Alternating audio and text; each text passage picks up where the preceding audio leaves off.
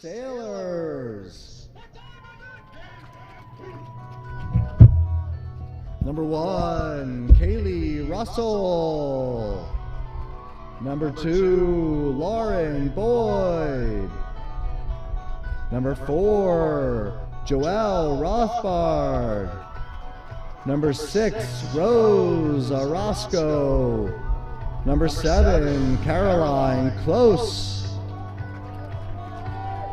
Number 9, Willa Rath. Number 10, Maria Drayton. Number 11, Kirsten Odom. Number 12, Olivia Gritzmacher. Number 13, Kat Meow McCrory. Number 14, Claire Abraham. Number 16, Sydney Anderson. Number 17, Lucy Tui. Number 18, Sophia LeClaire.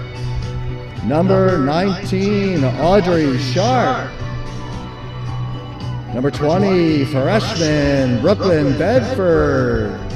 Number 21, Maddie Mahoney. Number 22, Sydney Hill. Number 23, Lily Serrero. And in goal, sophomore, number 8, Lucy Valdez.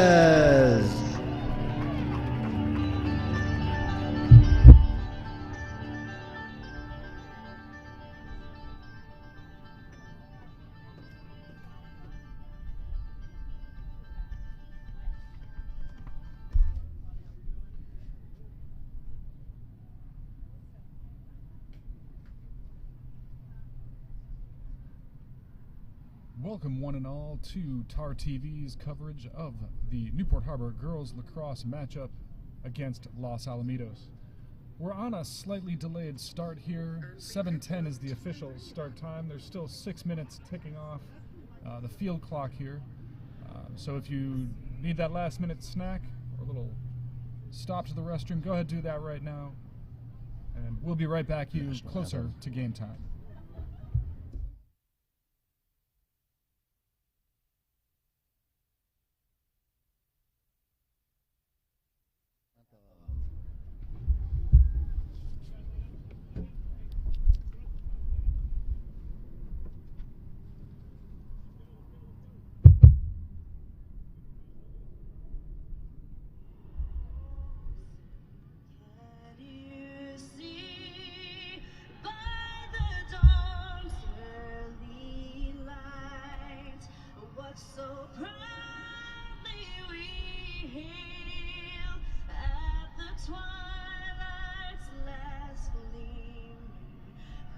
Broad stripes and bright stars through the perilous fight, o'er the ramparts we watched were so gallantly streamed, and the rockets rang aloud, the bombs bursting gave proof through the night that our flag was still there. Oh, say does that star-spangled banner yet wave o'er the land of the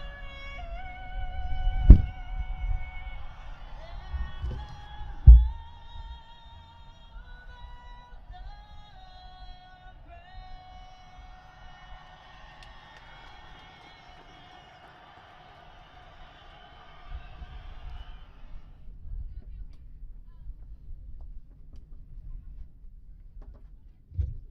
Welcome one and all to Davidson Field on this Thursday evening. It's a beautiful night, clear skies, We'll play the first half before sunset, second half after sunset. The lights are on. And so is the heat. Competition between Newport Harbor and LaSalle has been intense over the most recent years. Just earlier this year, Newport Harbor losing in a one-goal heartbreaker in overtime. And really going back a number of years, this has been a competitive matchup with some big games and high stakes. My name is Matt Armstrong. I'm here with you. Be calling the game with Jeff Rothbard. Thanks, Matt. It's a great night, as Matt said, and we're winding down the season here, Matt. We've been here for 3 games. This is our 4th that we're doing. All other than the St. Margaret's game, they've been Sunset League action, and we expect a really, really physical game here tonight and a tight one. Last time these two teams played, LaSalle was super strong on draw control. And even though the Sailors, hang on one second, even though the Sailors jumped out to a 10-7 lead midway through the second half, the Griffins came back strong and did not back down at goals in the last few minutes of the game. The Sailors, Matt, tried to, it was interesting, the Sailors tried to really drain the clock in the last 4 or 5 minutes of the game, and they weren't able to do it. Late turnover in the offensive zone led to the Griffins having a transition play down the field, and the Griffins tied it with about 25 seconds left and then won it in overtime. Now, the experience that the Sailor girls learned in that game showed a couple of nights later when we did the Edison game, because they were able to draw that clock and kill that clock. Yeah, that 4-minute stall at the end of the Edison game to seal the 1-goal victory after coming back from a 3-goal deficit late in the game sounds like sort of the same story, just a different outcome. And I've certainly been on the business end of a broken stall right when you think you're going to win and the other team comes down and sends it into overtime.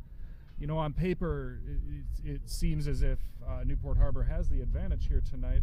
Common opponents, they tend to have at least a slight edge, and in a few cases a major edge.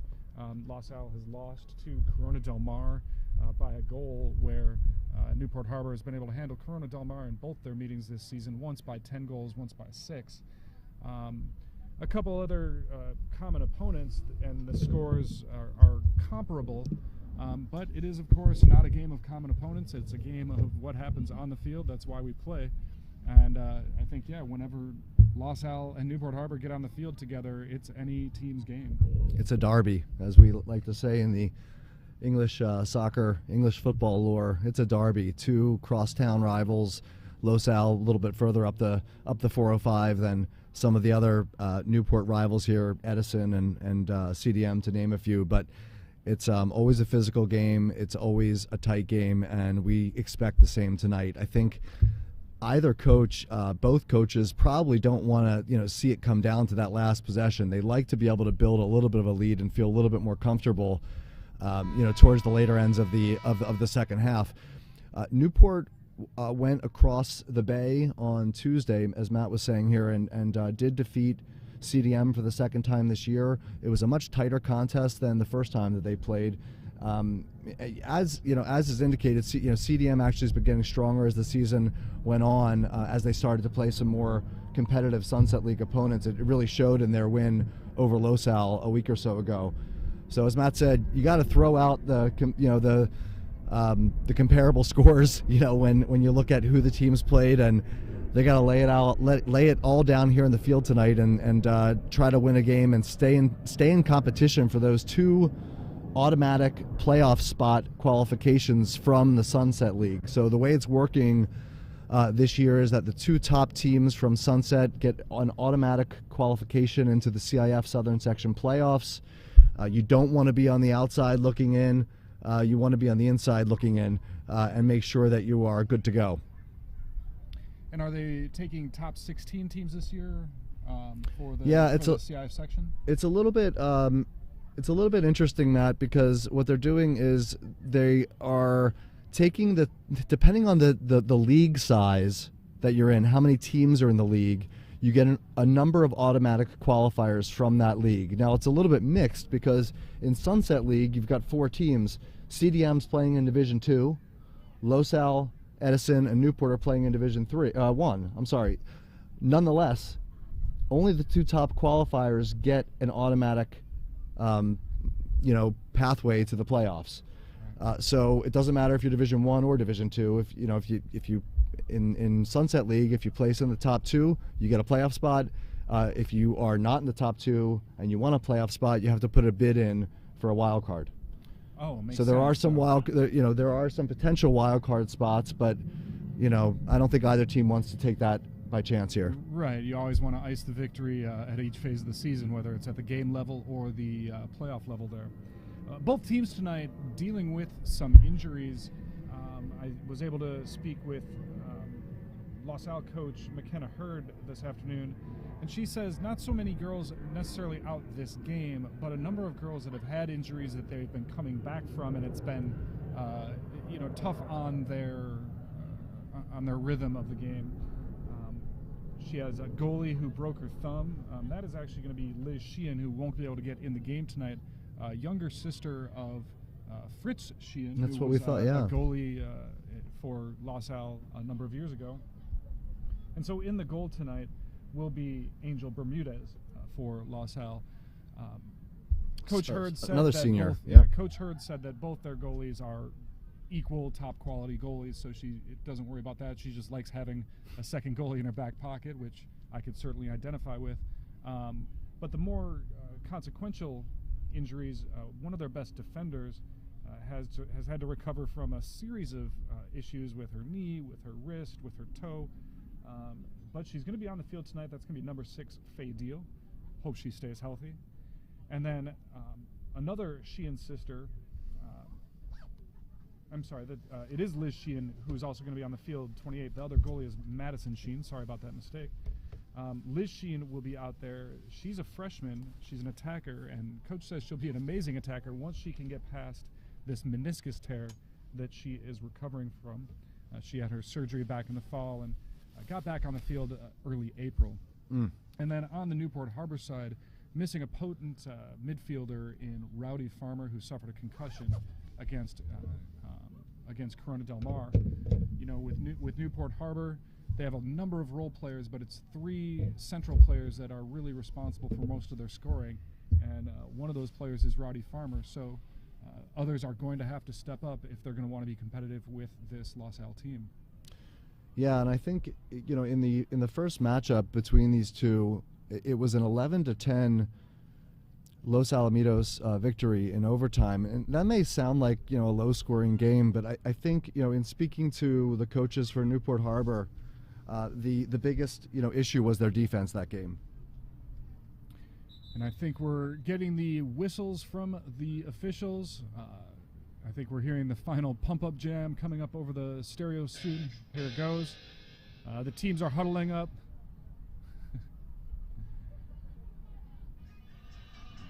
And we have the mandatory AC/DC to get everyone fired up.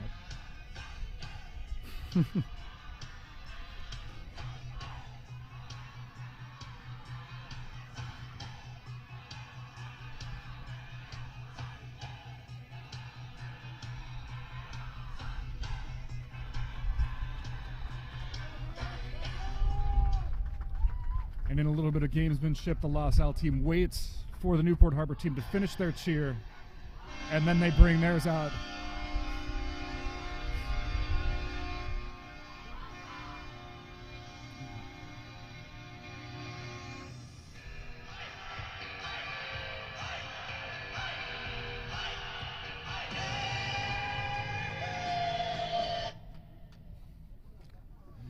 DJ killing it tonight. Ladies and gentlemen, lacrosse fans of all ages, welcome to tonight's Sunset League girls lacrosse matchup between Newport Harbor and Los Alamitos. A lot is at stake here for both teams, as both these teams are about to get underway. As in goal for Newport Harbor, number 8, Lucy Valdez. In goal for Los Alamitos, number 30, Angel Bermudez. On the draw for Newport Harbor, number 4, Joelle Rothbard. On the draw for Los Alamitos, number 24, Samantha Word.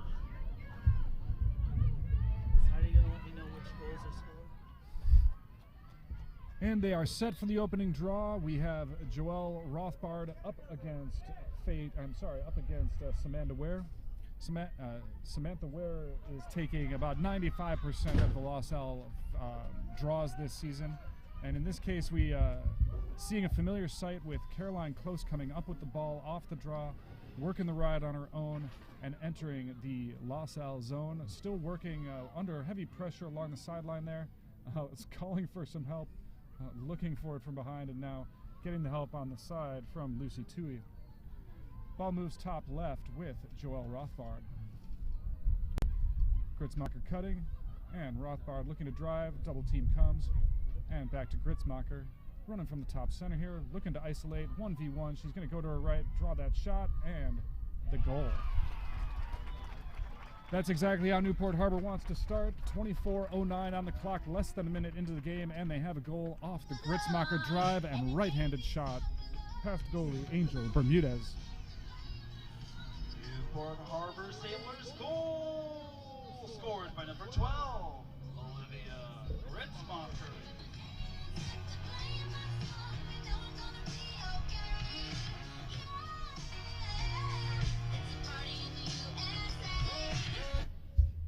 Once again, that was a Newport Harbor Sailors goal scored by number 12, Olivia Gritzmacher. And the name of the game here for either team is to control this draw. For LaSalle, try to reclaim the momentum, and for Newport Harbor, try to keep it going their way. And it is Ware controlling the draw, moving through the defenders in the midfield into the zone. The Newport Harbor defense crashes, and Ware pulls it out, moves it to the top, and now top left with McKenna Evans. Evans bringing it up to the top center. Cutter going through the center, looking maybe to drive. Quick little step, well defended there, and she flips it back out. Now driving to the right with the shot. Joelle Rothbard looks like she got a stick on the shot of Ware, and Lucy Valdez able to scoop it up, maybe getting credit for the save there. Ball moves out to Rothbard. Rothbard moving into the neutral zone. And the 50 running free, but now running into a little bit of flack, and she's going to be able to get it over the LaSalle restraining line.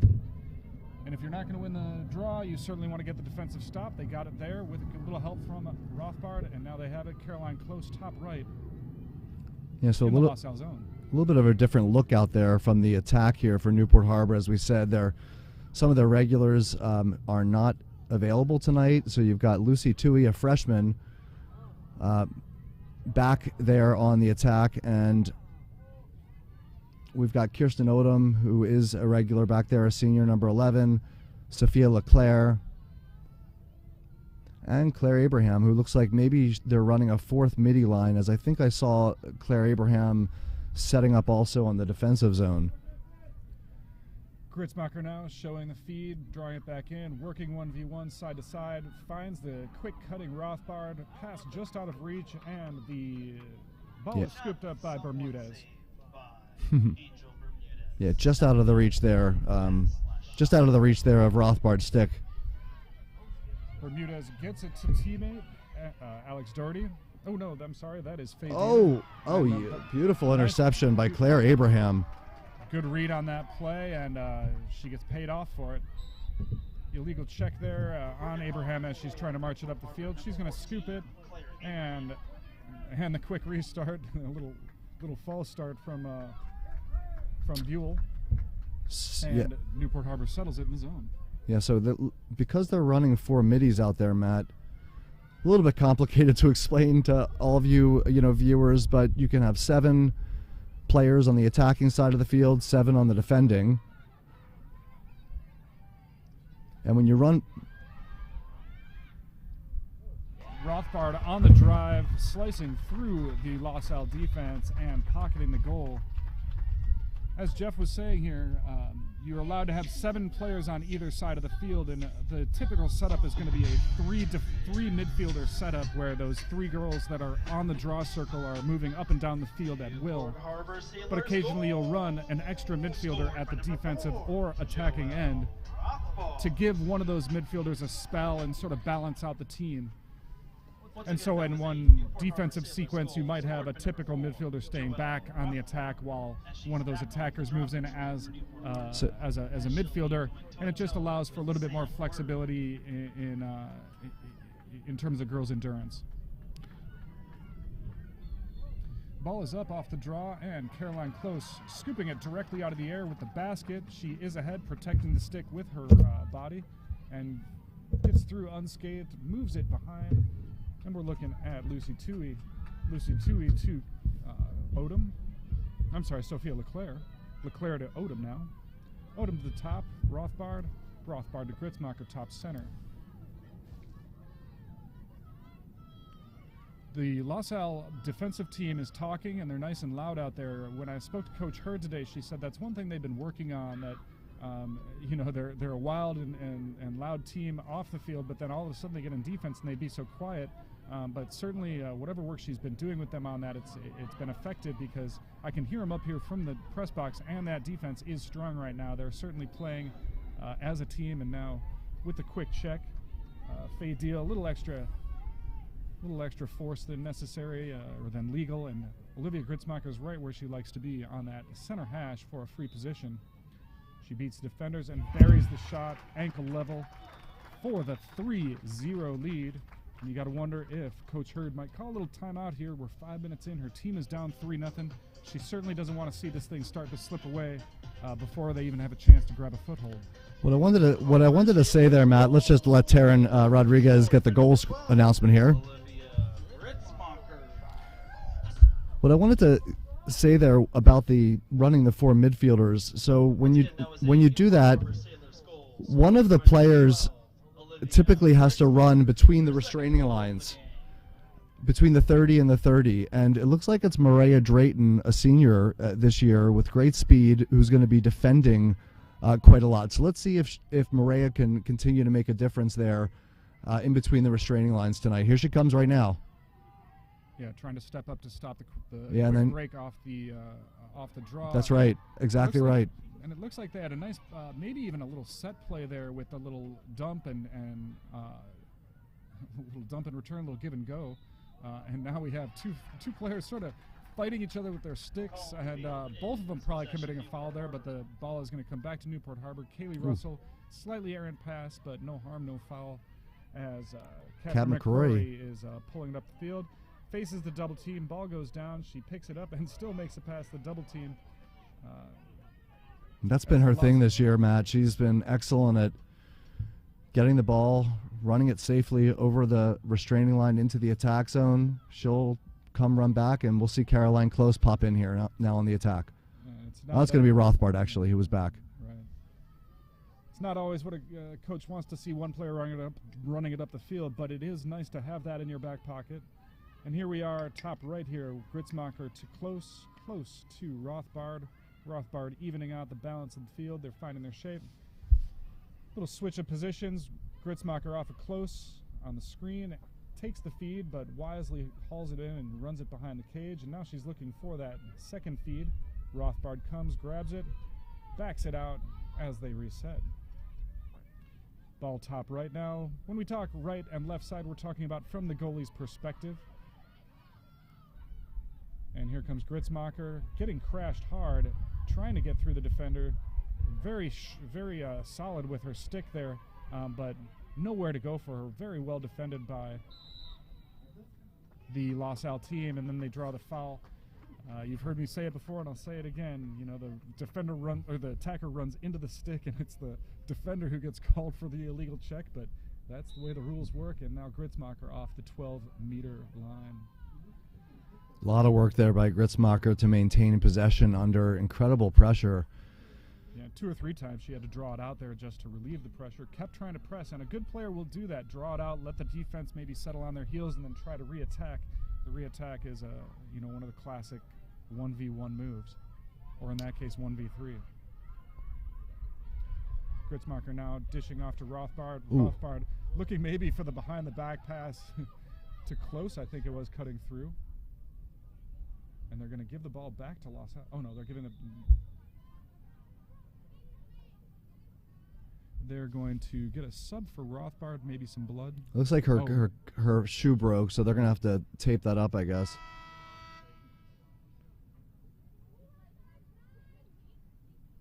Looks like they took the timeout so that they Injury can timeout keep on the field. Rothbard on the field.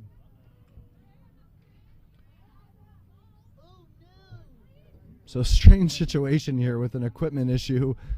Joelle Rothbard, looks like fortunately she didn't get hurt there, but her foot got stuck in the turf, and Rip the sole of the sole of the shoe came right off.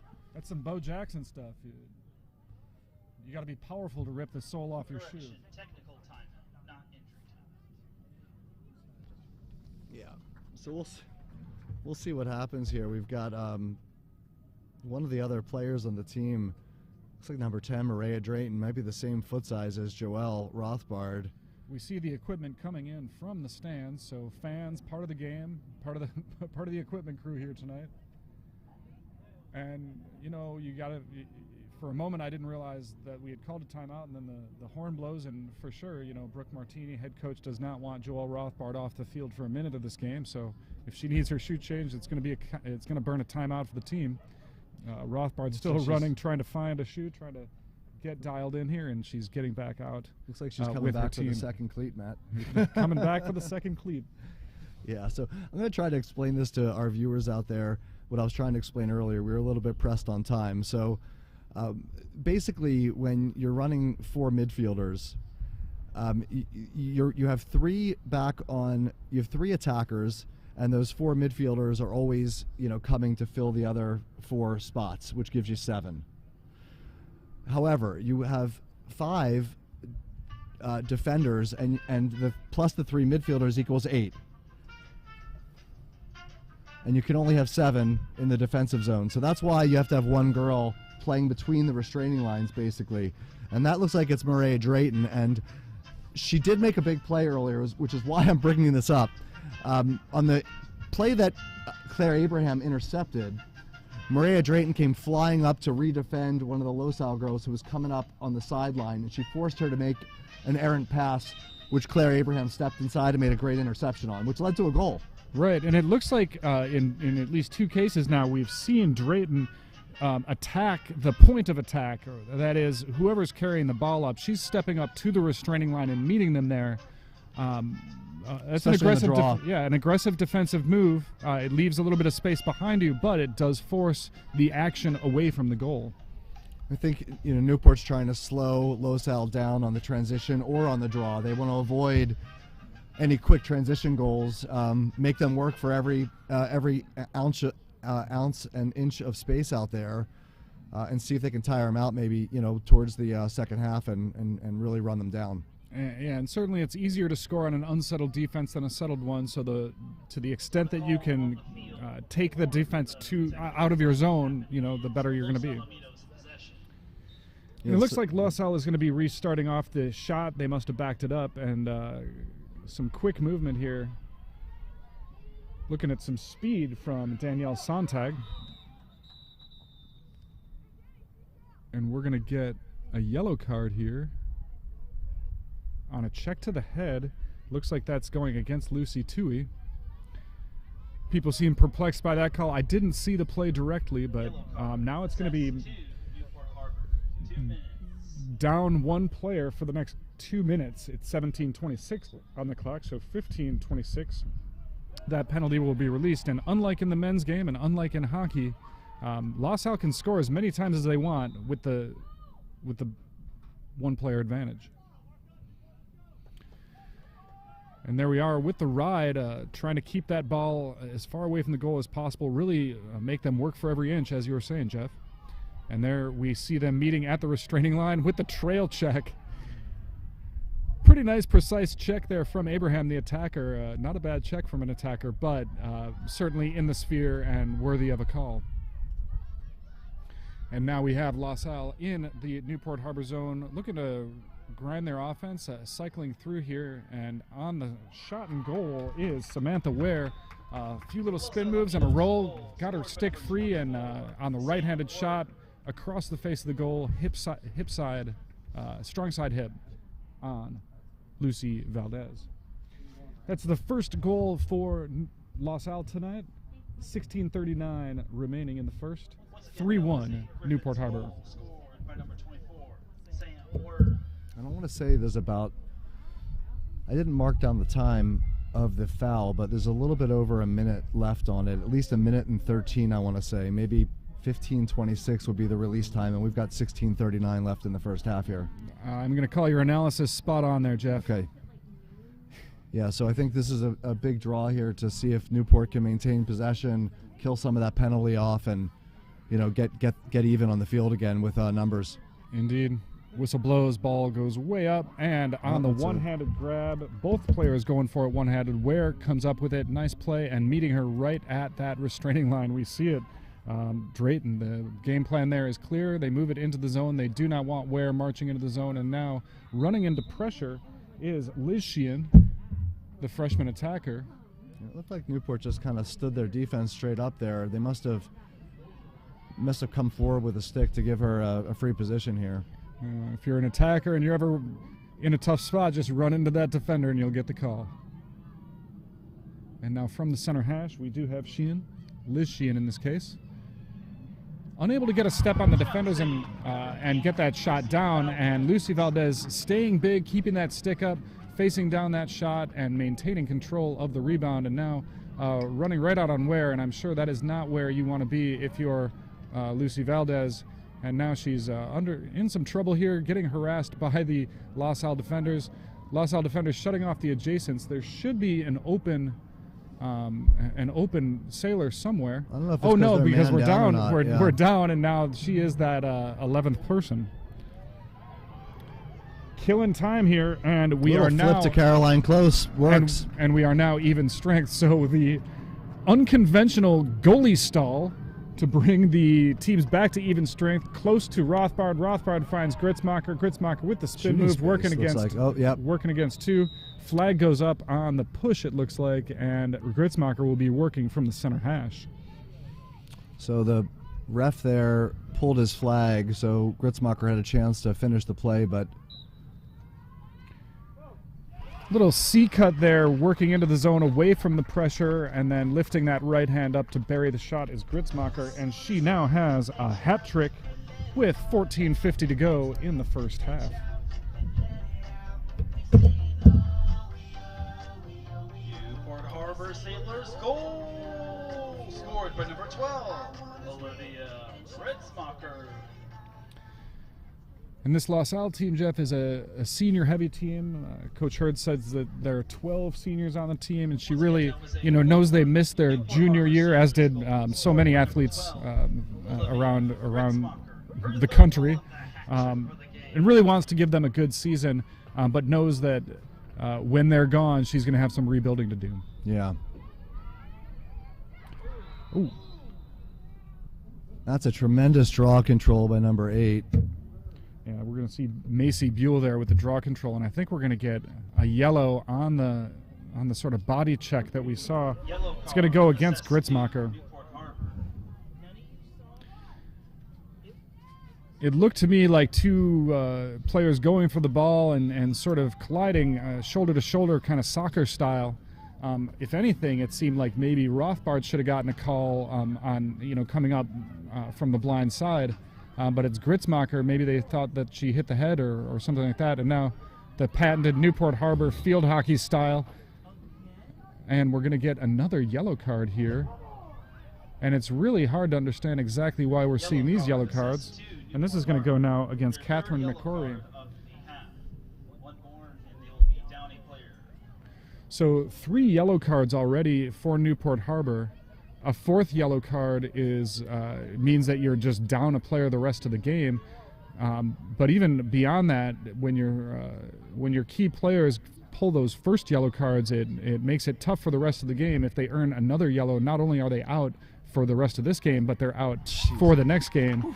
And now with the 7v5, LaSalle able to find the seam in the unsettled defense.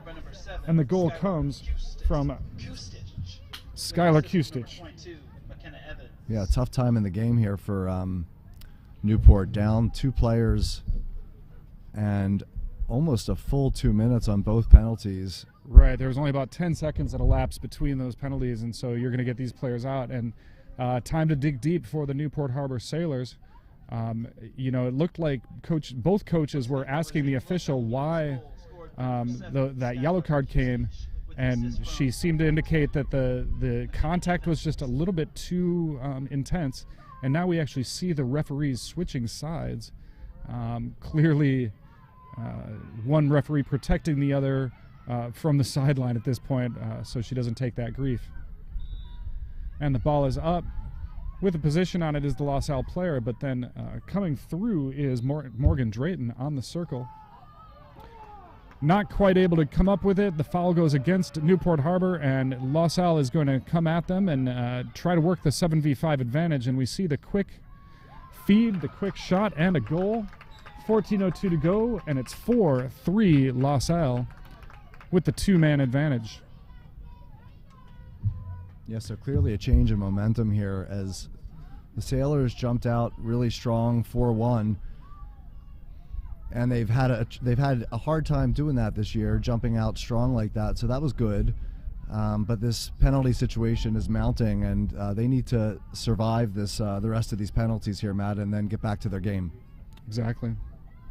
I didn't catch exactly who scored that LaSalle goal just there. We'll get that information to you as soon as we can track it down.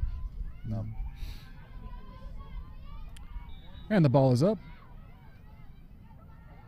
Again, we had Drayton going for the ball, getting the stick, not quite the ball, and LaSalle able to control it. We have Strange now with bounce the on ball the Macy field. Buell to the top right, and quick feed onto the crease. The Newport Harbor defense is scrambling just to kind of keep up with the play. Real tough to cover that whole area with just 5 girls. A lot of talk in there, and there goes the seam. LaSalle able to find it, and a good team is going to be able to do that. If you are down those players, they'll get you running, and they'll find those openings, and they will take them. And there, Los Alamitos able to make Newport Harbor pay for those 2 yellow cards. That was Macy Buell on the goal. Looks like we have about, I think, 10 more seconds on the penalties. Once again, that was a Los Alamitos goal scored by number 8. Or maybe a minute and 10 seconds.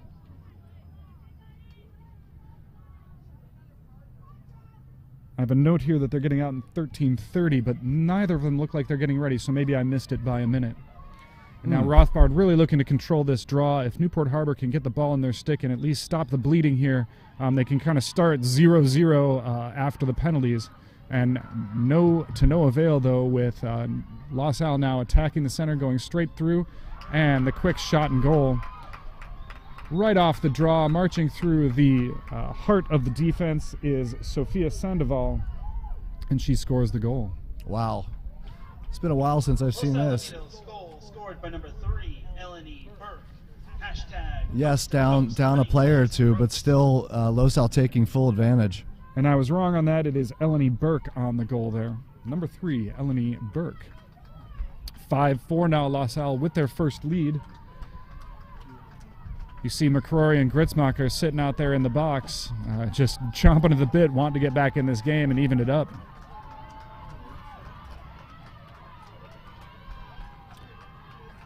Each of these draws now more important than the last for Newport Harbor. Ball goes up, and with the swinging stick, a little bit of frustration probably from Rothbard there. And Ware comes up with the ball, looks for the quick feed, and just off the stick of her teammate, almost drawing in the errant pass there was McKenna Evans. Oh no, that was Natalie Kim. Natalie Kim almost pulling it up on the face of the goal mouth and not able to draw it in. And now working the deputization clear is Joelle Rothbard. Rothbard moving through the attackers. Oh, that is going to be a ward. Oh, she got away with one there. Rothbard is clearly frustrated. She was facing that pressure, and she used that free arm to push the stick away, which is technically warding. Maybe the foul came before that, but she's going to try to get there. And now we have one of the penalties released, second penalty released, and now that penalty is going to come. And marking up behind is Rothbard, chasing down, and LaSalle is marching through the middle zone now, at least for Newport Harbor, they're going to give another yellow card. A yellow card to Mariah Drayton now. Yellow card assessed to Newport Harbor. They're fourth, meaning they are down a player the rest of the way. Oddly enough, they switched the officials back.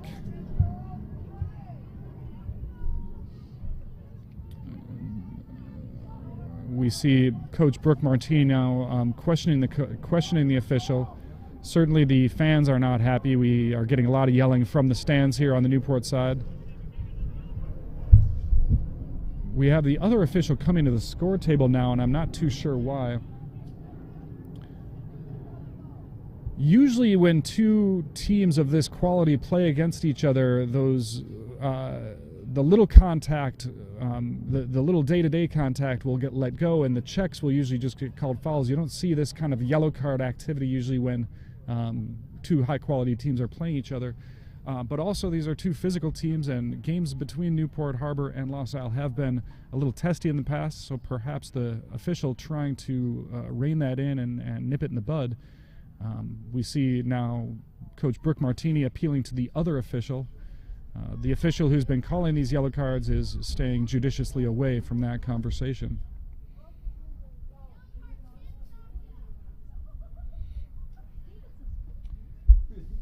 So with 12:12 to go, Newport Harbor is going to be down, I believe, one player for the rest of the game. And they're currently down 5-4 on the scoreboard. Looks like they're getting ready to restart here now. Ball in the stick of Macy Buell. Oh, no, that is Eleni Burke. Eleni Burke with the ball top left, looking to feed, probably looking to take advantage of the man up right now is LaSalle. But certainly covering the ground with 6 girls is an easier task than covering it with 5. So you can expect to see Newport Harbor coming out here strong, playing some good high-intensity defense, which is actually what we're seeing here. 30 seconds down in the penalty. Now LaSalle Ware bringing it across top center just inside the 12. And a little bit of a double team comes, and we have the whistle on the shooting space violation. LaSalle lining up, and that looks like Macy Buell on the center hash.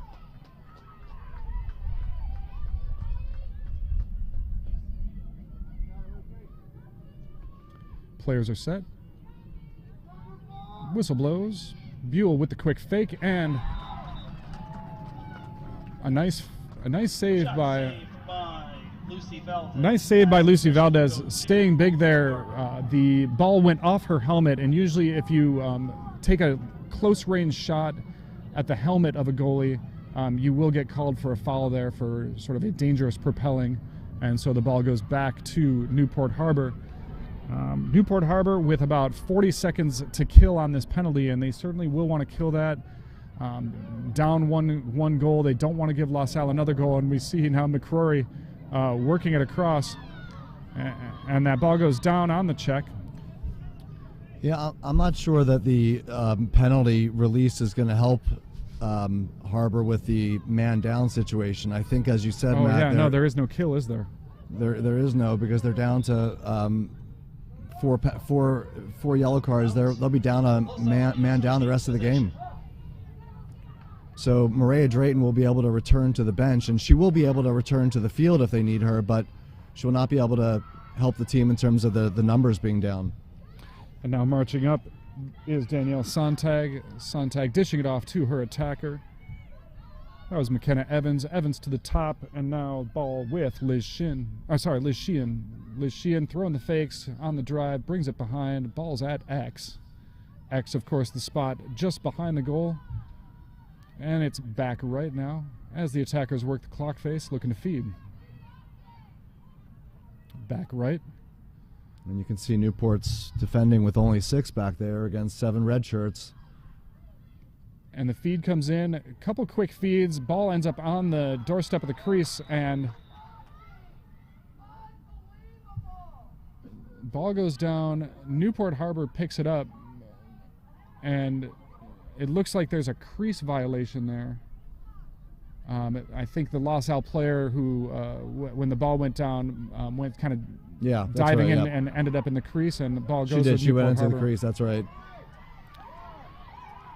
And now with the That's- check, yeah, they're going to call the check in the sphere there. Why is, yeah, it's a interesting question though. What's a yellow card here tonight? It's we hope that it doesn't get too out of hand, but So there's another check in the sphere, and you're hearing the Newport Harbor fans getting restless. They're wondering if they're swinging their sticks, why are they not getting the yellow cards that we're getting? But here we are, Rothbard now trying to muscle through 3 defenders, successfully muscles through 3 defenders, and they're going to give the goal to her on the floater. We saw 3 of those goals against Edison the other night. Very odd play there. I got to tell you, Matt, I'd like to see the replay. I don't know if we've got that on TarTV. I don't think we have or replay. not. If we could pull that up, because I didn't even see the ball go into the net. I thought the ball went over the net, to be honest. Well, so we saw this the other night 3 times. Unfortunate for the Edison goalie, but here Rothbard really working hard, clearly wanting to take the game on her shoulders. Has 3 girls on her. As she shoots, the stick gets checked, and the ball just sort of floated up and over the goalie, almost like chipping a goalie in soccer. And now it is 5-5 on the Rothbard goal. Yeah, the ref called a foul after the goal, so it's going to be Newport ball on the circle here. And it's an interesting play because I think the official blew the whistle to put Rothbard on the line, thinking that that ball was not going to go in. And then when it went in, he called the goal. And since the penalty came, the foul came on the shot for the goal, Newport Harbor gets possession. And now facing some tough defense from Faye Deal. But Deal it gets burned by Gritzmacher, who puts the ball away. Gritzmacher facing a few hip checks from the stick, gets around that defender and puts it in the back of the net. That's Gritzmacher's 4th of the night, 68th of the season, and she averages 4 per game. So she's met her game average with 8:09 left to go in the first half. So the Sailors regain the lead 6-5 in a crazy 10 minutes that we've had here. They're going to have to will their way to this one and really stay close throughout the game and see if they can pull one out, because playing man down the whole game is not easy. It will be a battle of wills, not only for the physical but also the mental, trying to overcome a rough patch that left them down, that player. It's easy to get checked out of the game, it's easy to give up, but I don't see any quit in these Newport Harbor Sailors right now. We have Caroline Close playing hard through the midfield on the defense, but LaSalle able to gain the clear, and now working 7v6 in the Newport Harbor zone. Ball top right with Faye Deal. Oh, no, that is Macy Buell. Up across the top there to McKenna Evans. Evans top center. Looking to feed. Little cutter coming in. That's going to be Ware on the right side there, and certainly as soon as she received that ball, since she's a threatening shooter, anyone in her way is going to be called for shooting space. And we see her on the first hash. And she buries the shot to bring her team back to tie score 6-6. Scored by number 24, Sam Word. Yeah, LaSalle is very efficient on the penalty line. So it's the tough part about this for Newport is they're trying to pack their defenders in their down low so that they can react. But in that particular case, they got packed in too low, and when they tried to pop up, they were in shooting space. Yep. Yeah, you want to consolidate toward the ball, but you can't stand in that critical scoring area for too long, so there's a lot of movement just trying to defend the space. And it's easy to take advantage of that if you know how to do it, as Samantha Ware certainly does. Ball is up, and looking to get the draw control is Joel Rothbard. Has a beat on it, misses the first try, gets the second. Chasing her down hard is Eleni Burke. And the ball goes to Gritzmacher. And now we have seen this season Newport Harbor sometimes just post that ball up far away from goal and try to kill some clock that way. I wonder if they might do a little bit of that tonight, just because they're down the player. No, and it's now the gonna be feed goes from Rothbard to Gritzmacher. Gritzmacher Flags takes up. the check, flag went up, and she will be on the line. 6:45 to go here in the first half. 6-6 tie. Looks like it's second hash, which is a good angle for Gritzmacher. See if she can continue her efficiency here at the line. Nice save there by Angel Bermudez. No, it's a goal. Oh, it's a goal. Wow. Man, it certainly looked like a save. Harbor Sailors goal scored by number 12. Gritzmacher able to bounce the ball off the goalie and into the goal. I can tell you, as a goalie, you hate those when you make the save but don't make the save. But credit to Gritzmacher working that line, where, as you said, Jeff, she is very potent. Once again, that was a Newport Harbor Sailors goal scored by number 12, Olivia Gritzmacher. I gotta tell you, Matt, it kind of feels like deja vu here. We were here a week ago. 2 free position goals, trickled in over the line, and it looks like the same again. It's kind of interesting the way that works sometimes. And with the 1-goal lead, Newport Harbor looking to control this draw, and La Salle looking to grab it and come back to tie it up. Caroline Close with the beautiful That's a draw fantastic control draw control by Yeah. Caroline Close. Does Close play field hockey? She does. That's a total hand-eye coordination from field hockey. She just trailed that hand out there, and I don't think it was a one-hand pickup, but it was close to a one-hand pickup as you can get. Probably one of the better draw controls that I've seen, this season, to be honest. That was It's really pretty. She was under pressure. She had about 1 inch of space, and she made the best of it. Rothbard facing the double team now and taking the check. yeah, and this is getting a little bit physical here, and So now that's definitely going to be a yellow card. There's no way that the official can make that call and not call the yellow there. Yellow card. Really strong drive by Rothbard. Very strong defense by La Salle, and you get those fights in there, and they can get a little bit gritty in there. It got a little bit gritty, and now La Salle down the player, evening the game with Newport Harbor. Both teams 6v6 now in either end. Rothbard lines up the free position. A little bit of repositioning from the officials. And the whistle blows. Rothbard uncharacteristically not able to get a step on her defenders, and Bermudez comes up with the big save. I think that's a good example of a time when defense and goalkeeping really go hand in hand. The defense was crashing hard on Rothbard. She wasn't able to get maybe her regular sort of ball movement and level movement from up to down, down to up, side to side, and the goalie was able to read the shot. And Bermudez comes up with the save and now hanging on to the ball. I'm imagining that La Salle will be fine to kill these 2 minutes, and I bet that Newport Harbor will oblige. Newport Harbor doesn't need the ball in their defensive end anymore, and La Salle would like to get the one-player advantage back. Yeah, so right now the teams are essentially even, more or less, even though, La Salle's on a yellow card. Newport Harbor's on a permanent yellow card the entire game. And now we have coming into the game, Drayton. Wow, little run pass collision there. And that's exactly what the Newport Harbor team was looking to do, is force the long pass, force the dangerous pass. They did exactly that with Drayton going after the goalie, and now they have possession. Some good play by Newport Harbor to move the ball up the field, and then the illegal check. That was a close one. It was a pretty precise-looking check from Skylar Kustich, but a lot of the times when you're going full speed like that, the ref is going to call just about any check that you're throwing wildly. Looked pretty precise and textbook in that sense, but in the situation, I think the ref wants to make that call. And now Gritzmacher looking at the double team, feeds Joelle Rothbard. Rothbard with the shot, again, unable to change levels, going high to high. And it looks like Angel Bermudez has a read on that.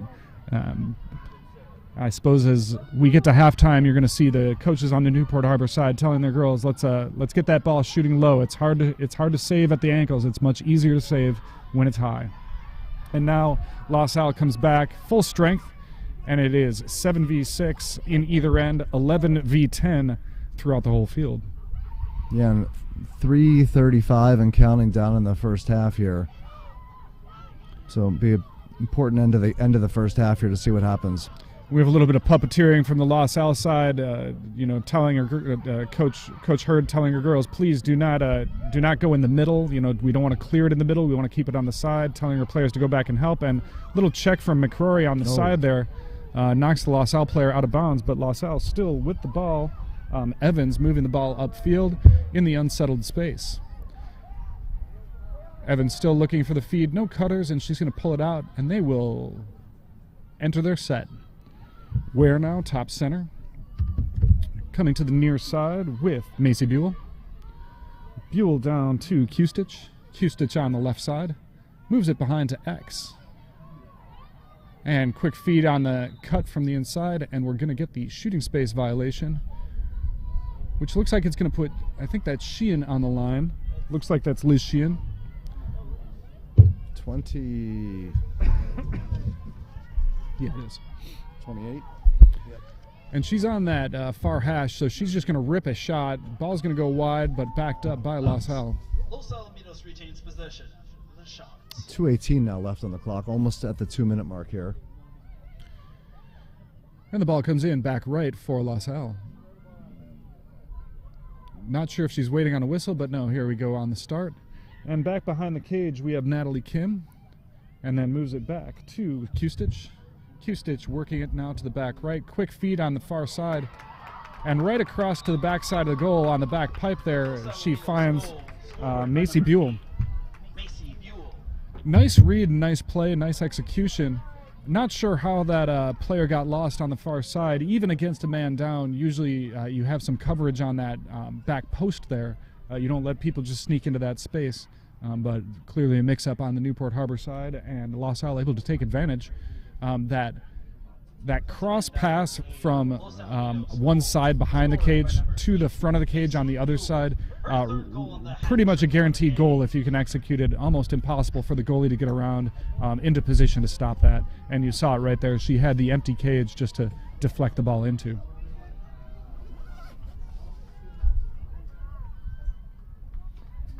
.156 to go. It is a nail-biter here, 7-7 tie game. Whistle blows and the ball is up. And scooping it right out of midair with the basket catch is Rothbard, who takes the check from Ware. Whistles! Whistle start for everybody here, Matt.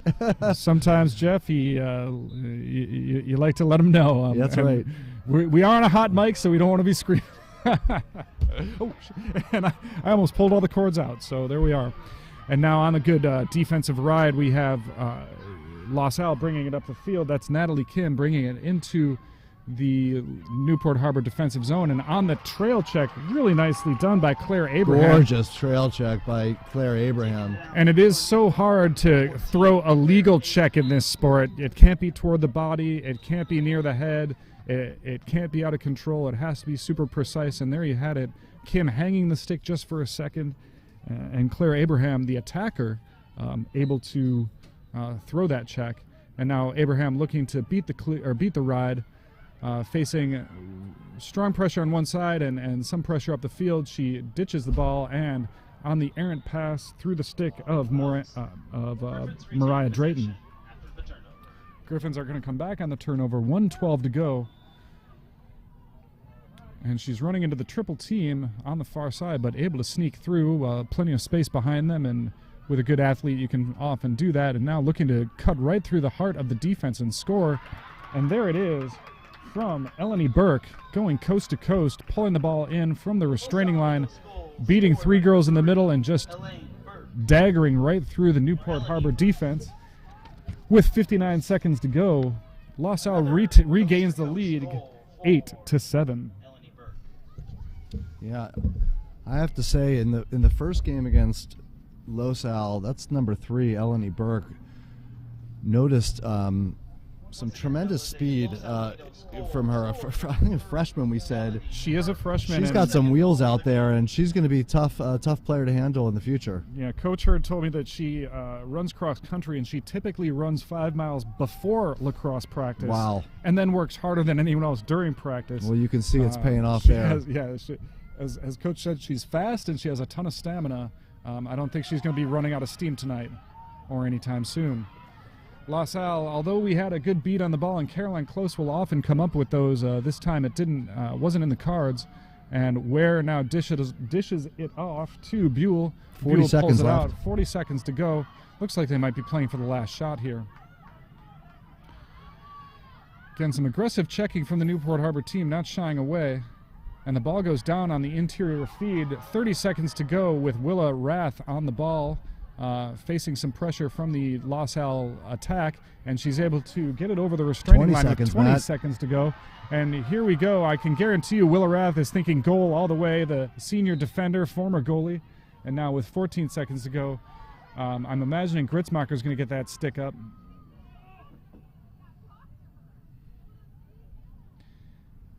And the ball comes down, 13 seconds to go. They're going to look for the quick feed and shot, and another whistle blows.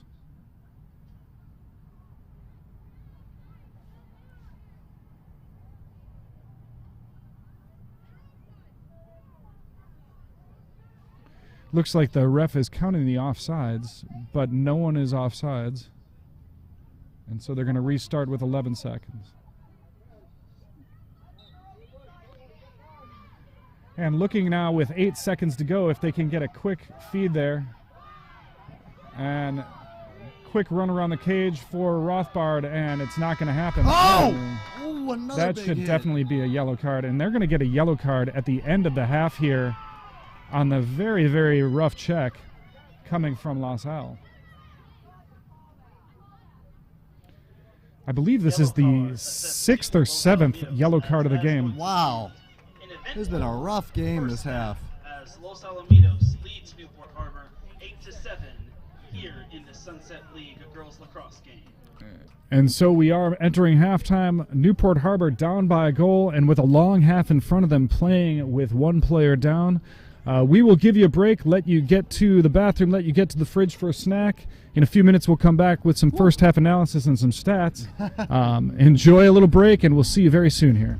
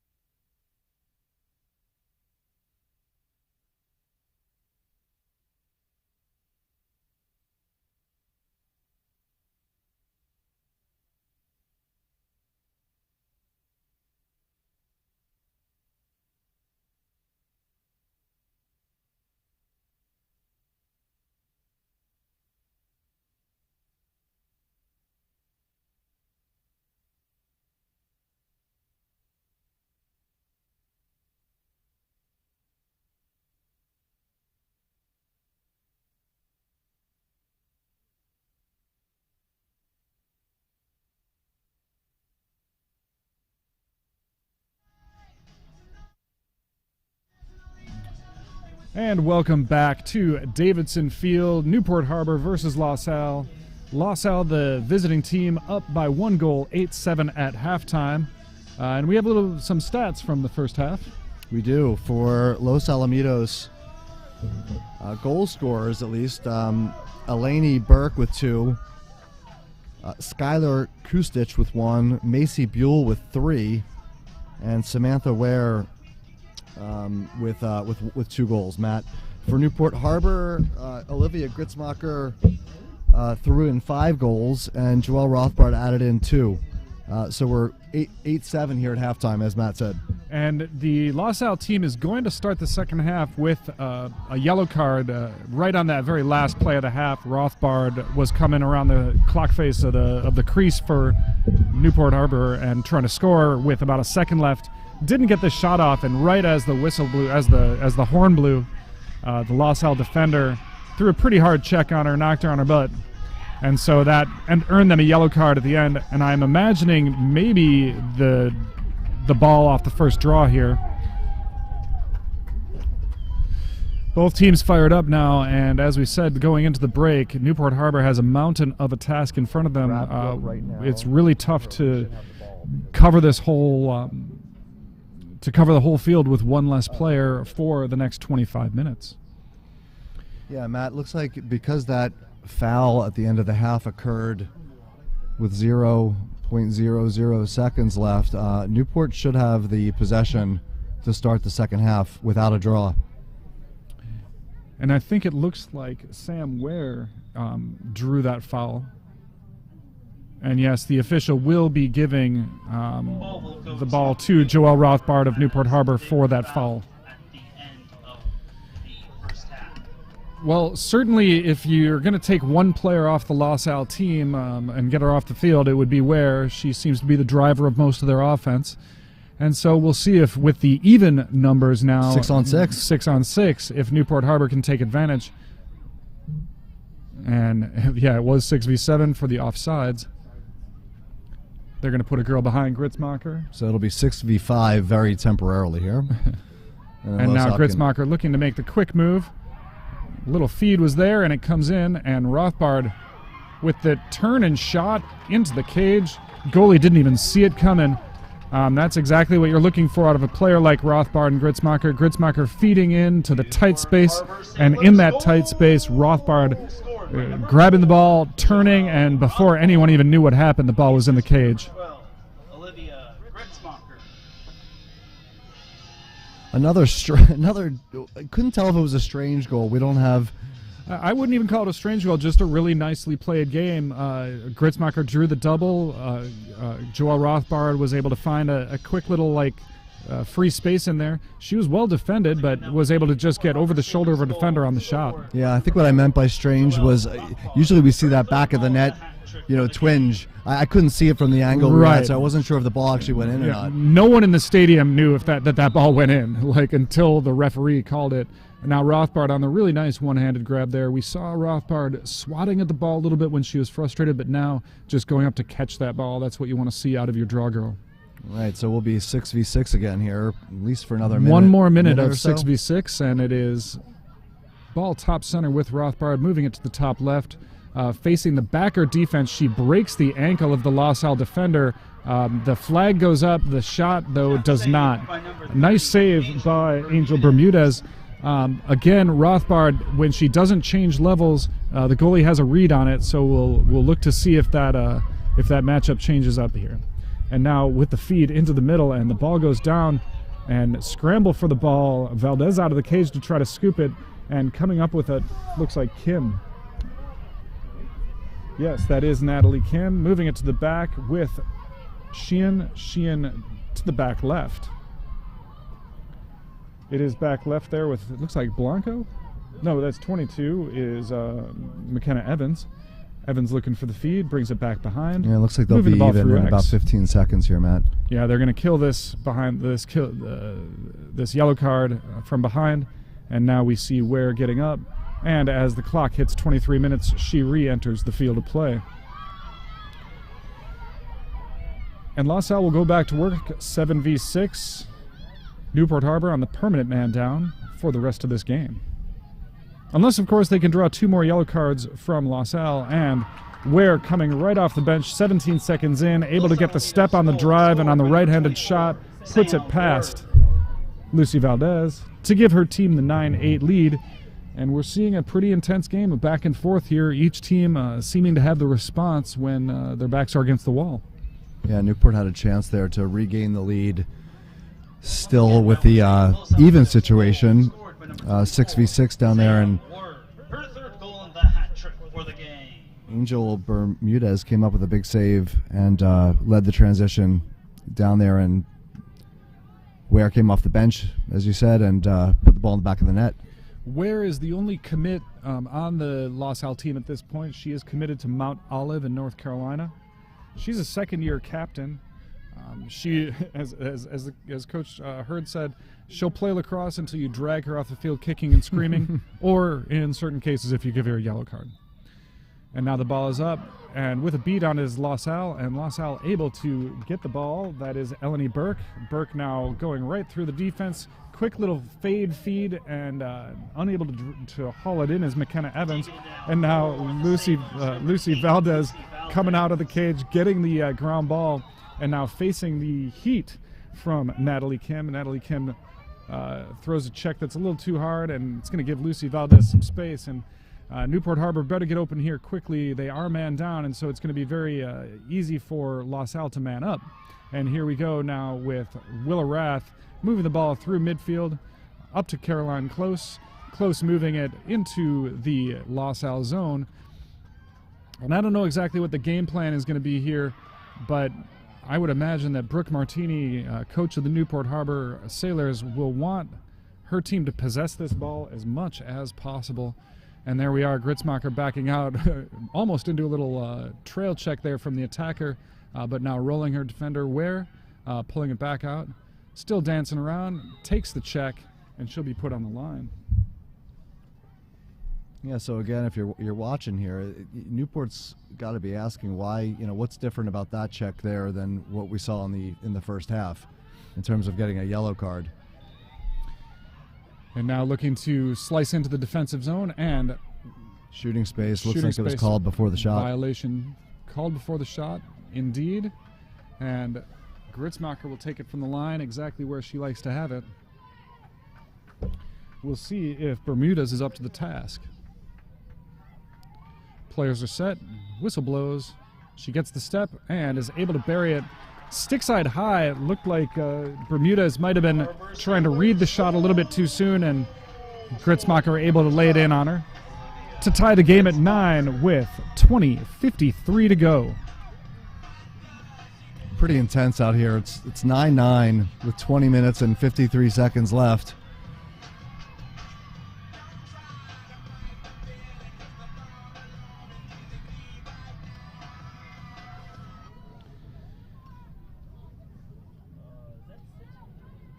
And it is going to be a dogfight here for these last 20 minutes. Who is the grittiest? Who makes the fewest mistakes? Who wants it more? I think that's going to be what ultimately determines it here. Of course, Newport Harbor working uphill a little bit with the man down for the rest of the game. And look for Samantha Weir here to try to push the ball again super far and hard.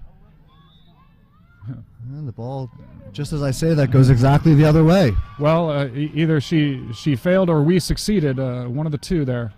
And now Gritzmacher looking for the feed in, goes wild, but it looks like Newport Harbor is able to scoop it up there. That is Sophia Leclerc, I think. Leclerc. Close now with the ball. The LaSalle defense is coming pretty far out. You often talk about defending the 8 or defending the 12. They are like coming way out of the 12, really pressuring the ball. Coach Hurd says that they love to play the backer defense. Backer defense requires a good deal of communication and a lot of intensity, and so you see it there. The main girl on the ball with the double teamer already behind her, and now taking some pretty intense checks is Gritzmacher, but no call. And now the ref stops the game after the quick scoop. Not exactly sure what the call was there, but they're going to give it back to Gritzmacher. I'm imagining just a little bit too physical on the checks there was LaSalle on the double team. But as I was saying, the LaSalle team loves to run the backer, and On that backing position is number 6, Faye Deal. She said that she loves that position, loves to be that backer, and you see her there. As soon as Gritzmacher can get around that primary defender, she runs right into the teeth of Buell. Or actually, no, in that case, we were looking at Sontag playing the backer. Yeah, and it looks even more chaotic because Newport's a player down. Yeah, there we see the check comes, and the official called it, but because it didn't stop the play, she let the play carry on. And now Rothbard with the ball up top, facing the double team, facing the checks, and now Gritzmacher with a little bit of space to run. Still has to run through a double team if she's going to want to get to that cage, but now she gets around, turns the corner, but facing a wall of defenders and loses the ball. Ball goes down. Looks like La Salle is going to scoop that, and coming up with the ball, Sarah Kwan back there, it looks like. And now she's going to keep running with it after the whistle, and she's going to get brought back. Oh, it's going to be a false start on the Griffins. In that case, the referee blew the whistle and the player tried the quick restart, but you do have to stop before the quick restart or it is called a false start. And Newport Harbor maintains possession with the score still 9-9, 18-13 to go. High pressure up on Joelle Rothbard.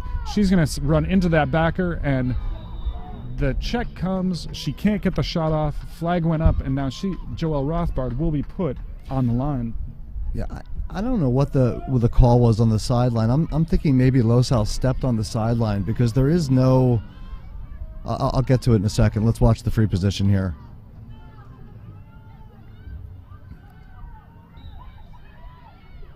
And shot and goal from Joelle Rothbard. And I'll eat my words there. She didn't change level, but she was able to beat goalie Angel Bermudez. What I was going to say, Matt, was an illegal or a early start does happen. It's when the referee blows their whistle and calls for a whistle start, which means the play can't begin until the referee blows the whistle. If a girl does not come to a full stop and just continues, the referee is supposed to move the girl back to the spot where she needs to start. Okay. So I'm not really sure what they call there. Maybe Losal She might have just stepped out on the sideline there. Yeah. It's possible. And now with the 10-9 lead, Newport Harbor, first lead in a few cycles here, and the ball is down. A couple players fighting for it, no one able to come up with it, and now coming up with it is La Salle. Nice little scoop in traffic from Samantha Ware feeding it to the inside attacker. That is Skylar Hustich. And it's now on the right side here. Trying to feed inside, and ball knocked down. There's a lot of sticks there, and I'm imagining that La Salle coach Hurd is not too pleased with that sort of a play. She's going to want to see her players running their offense, not just going for the random feed on the inside, especially if it's not really there, which it was not in that case. She did say that the team is at its best when they really do look to play together, when they look to feed each other instead of drive, so I'm sure she likes that in spirit, just not in that situation. And now Newport Harbor with control of the ball. And we have it top center here. Marching across is Claire Abraham. Lots of time still.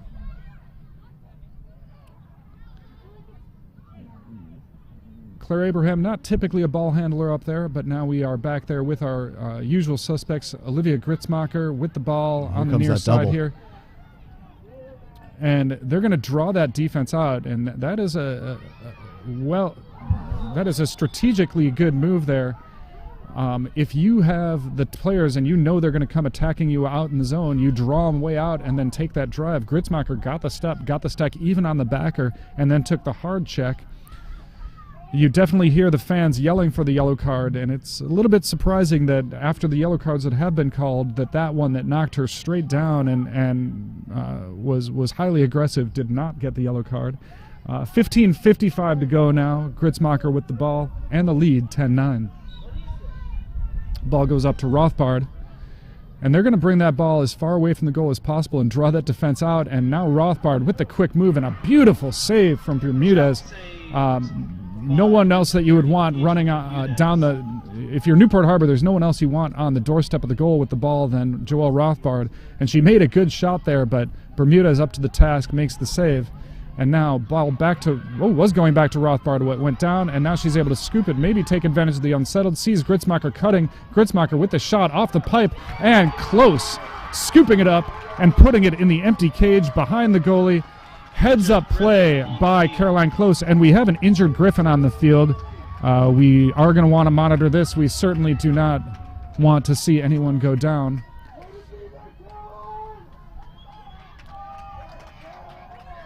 And I will say, it looks like it is Eleni Burke that's down, and where she was absolutely still for a moment.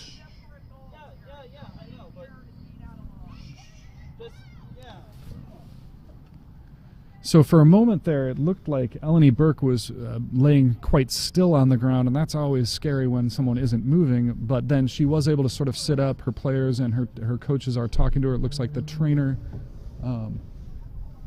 looks like the trainer's out there. I don't have quite a beat. Yeah, she's out there looking her over. All the players taking a knee, waiting to see what will happen.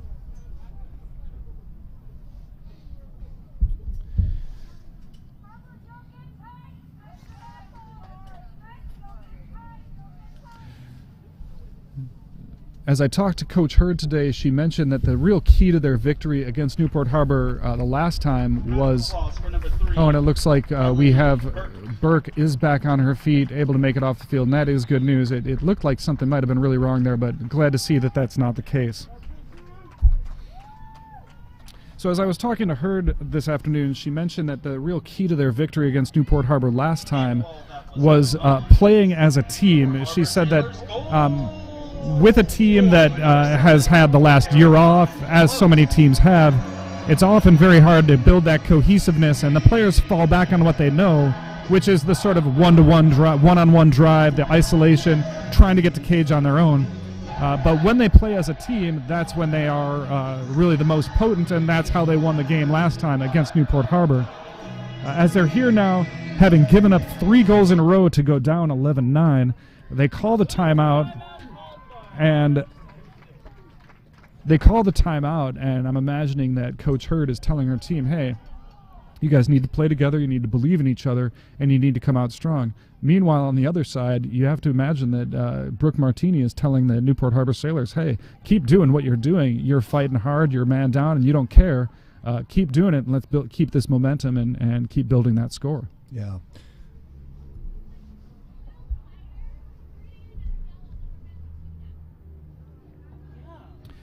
So the Coach Martini has now come to talk to the fans and told them to keep it down, because if the fans get yellow carded, the Newport Harbor team will be 2 players down. So really trying to make sure the fans are cheering for the team and not jawing at the refs. And again, 15-15 left in the second half. It seems like it's been forever. We just want to say we're happy to see that number 3 for Losal is back on her feet. Looked like maybe it was a leg injury. In fact, maybe it's maybe something on the hand. In fact, and not a leg injury. She's getting some ice on her hand there. I see. Yeah, her goggles are still on her head, so maybe not out for the game. And we wish her the best. The trainer doesn't seem to be overly concerned, and that's a good sign. Yeah, so a lull in the action here. I want to go back to the sequence of events that took place in the first half, Matt. So Newport had jumped out to a 4-1 lead, and then there was a series of yellow cards that they took one after another. In about a 3 to 5 minute period of time, they accumulated 4 yellow cards, and during that time, Losal evened the score and then took the lead. Yeah, and that 4th yellow card is the real dagger, because you end up man down for the rest of the game. And then if you get another yellow card, you're down 2.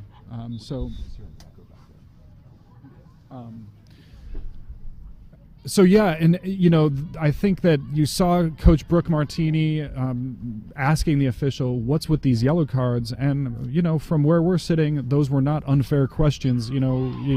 as a coach, you want to be careful. You don't want to get fixated on the officials, but you want to show your team that you're protecting them and that you're looking out for them. If you start jawing at the refs, the girls will lose focus. But if you don't say anything, your girls might get demoralized. So trying to walk that line on some tough calls there, and now 15 minutes of tooth and nail action facing the Newport Harbor Sailors. Yeah, I was talking to some other people in the lacrosse community this past week. So a week or two left. There's a week or two left in the regular season. A couple things to note. This season's been different than others in that we've played so many games, all the teams, in a compressed period of time. Girls are tired, the refs are tired, the coaches are tired, and they're playing for their playoff lives out there. So I know the refs are trying to keep it safe. They want that's their job. They don't want to have an impact on the outcome of the game. Unfortunately, you know Newport has to play man down, but they're just gonna have to fight through it. That's what it is. Ultimately, that's certainly what the coach has to say. Let the newspapers talk about it tomorrow, but right now we got a game to play, and it looks like Newport Harbor has come to play. Gritzmacher on the draw control, brings it down through the LaSalle end. Well defended, can't get to cage, circles it back through X and back up to the top right. Facing tough defense there as we see that pressure coming from LaSalle. The triple team comes and then they back it out. Now Rothbard with the ball facing the pressure, and Rothbard looking to roll that, and she's able to get around the first, but she's going to face that backer who's getting help from the double team. And it's basically like here they come again. Yeah, it's going to be a 2v3. Ball goes down for a moment, and it is going to be a game of attrition here. Who's gonna lose the will to keep fighting? And Gritzmacher draws her defender out, gets around her, faces that backer. Little skip step, draws it back out. Yeah, so you see that first defender coming out and pressuring, and then there's two girls right behind her. In addition to that, the LaSalle attackers are right on that 30-yard line, waiting to throw a check, waiting to get a stick out. Yeah. Oh, and a nice little move here, and hits the post. Does Rothbard. And Gritzmacher trying to scoop it, loses her feet, and now Caroline close with the line on it, and she's going to be able to maintain possession for the Newport Harbor Sailors. Takes the check and earns the foul.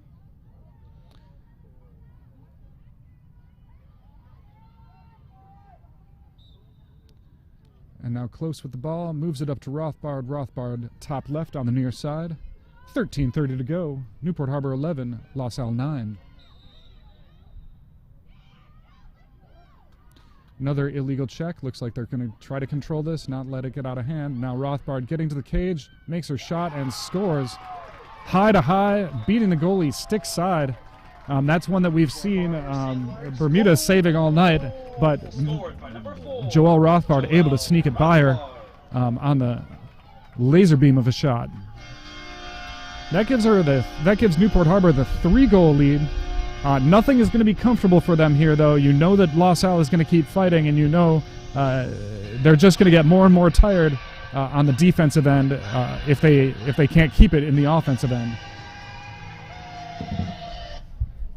Once again, that was a Newport Harbor Sailors goal scored by number 4, Joelle Rothbard, her 5th goal of the game. And so you see the LaSalle defense is really like focused and fixated on Gritzmacher and Rothbard as they should be. We did see against Edison, when the Edison defenders left the stack alone on the other side, when they left those other attackers alone, we made them pay for that. So it's not that LaSalle can just leave the other girls alone. They have to account for every girl on the field and defend every girl on the field. And so we'll see how Newport Harbor responds the next time they have it in the attacking zone. In this case, though, LaSalle able to come up with the draw control after the scrum and settles it in the zone. Ball with Skylar Q-Stitch on the top right. Q-Stitch has Burke, and the ball goes down on the unforced error, but no harm, no foul as it's picked up by Evans. Evans top center, moving it top left. Ball comes on the feed here. Feed into the middle.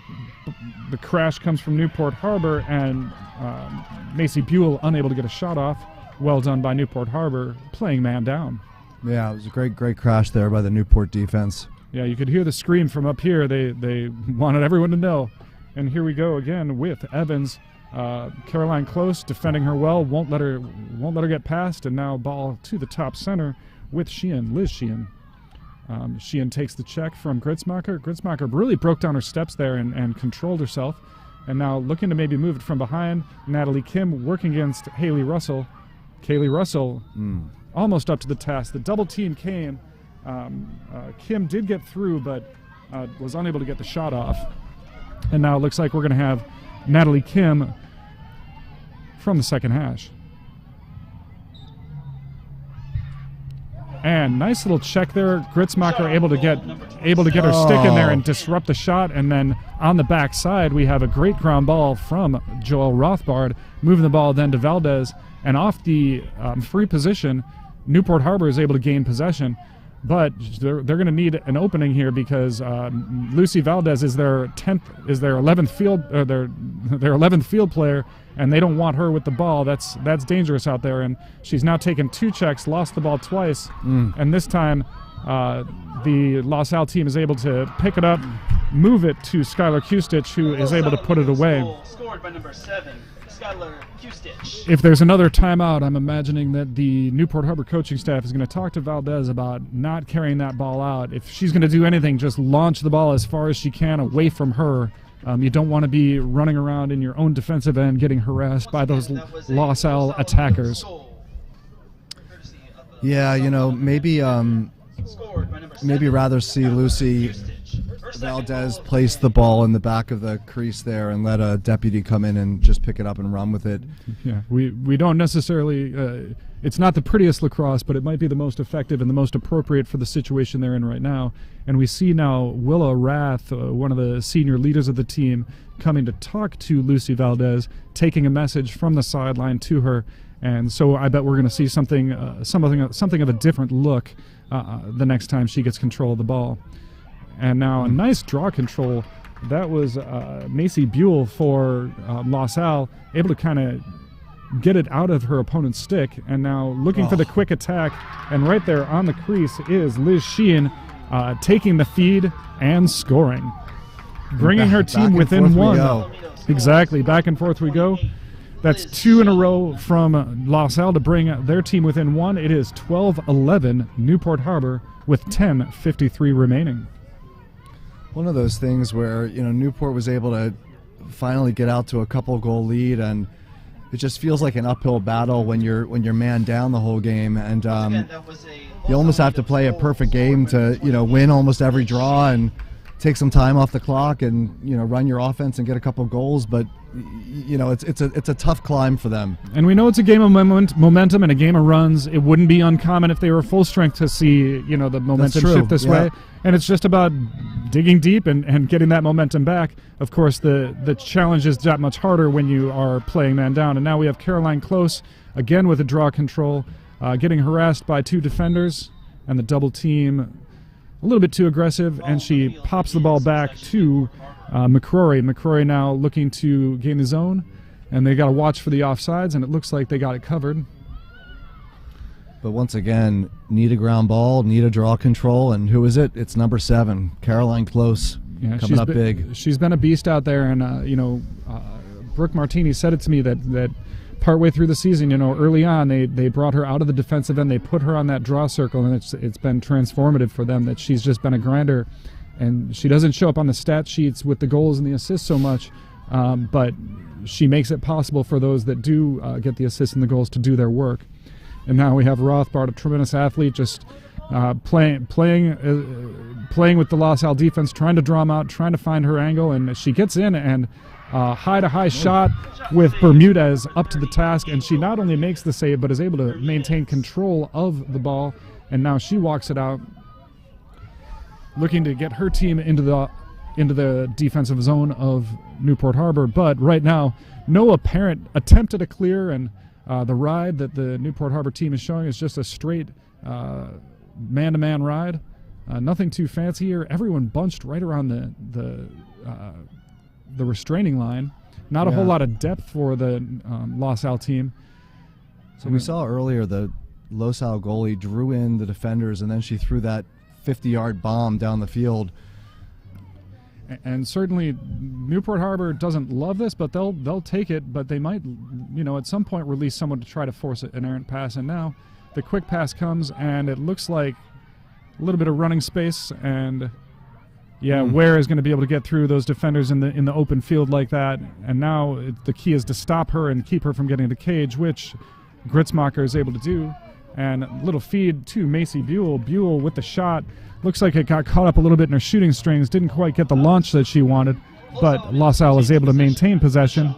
8 minutes and 30 seconds to go. Los Al 12, Newport Harbor 11. Ball is back left. I think that's with Burke. And on the left side. Oh, that's Burke, actually. And moving up to the top there, that's Sheehan. Tries to do the nifty feed on the inside, and maybe a little bit too nifty, as Evans is unable to handle it. And now ball is back up as Los Al retains possession. Ball on the left side, looking for the quick drive, quick fake. And she's going to... We see Evans now bring it behind, goal line extended. And to X. Evans now looking to roll the crease. She off hits the the post. And it looks like maybe a Oh, cover, but no. great And ground ball by Gritzmacher. with a ground ball, and we see Willa Rath went down. Ref blows the whistle for the injury timeout, and she's going to have to leave the field for a moment.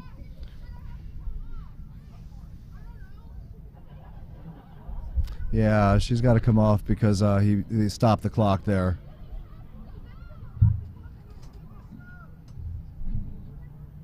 Yeah, so Willa Rath went down, and the ref blew the whistle for the injury time.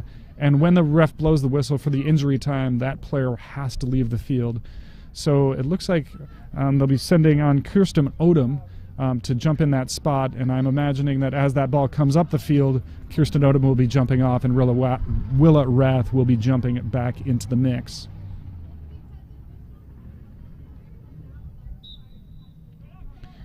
And now Gritzmacher facing a double team. Gritzmacher's a tremendous athlete, so she will very likely get by, and she does, even against Ware, who's a good runner. And Gritzmacher now maybe with a line to the goal, but well angled. And the quick feed and the quick shot from Joelle Rothbard. Looked like a no-look shot from Rothbard.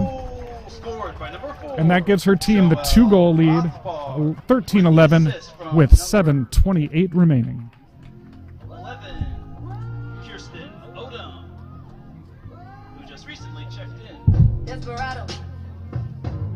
And indeed, Kirsten Odom is back out of the game. Willa Rath back in the game. Fortunately, Willa Rath did not suffer any particular injury. She did look like she was down for a moment, but maybe a rug burn or something like that she was just recovering from.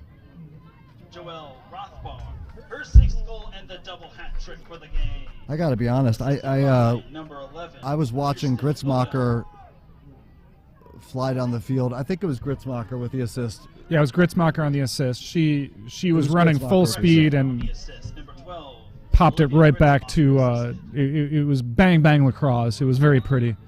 Yeah, I think we were right, Matt. It was a... And now Caroline Close able to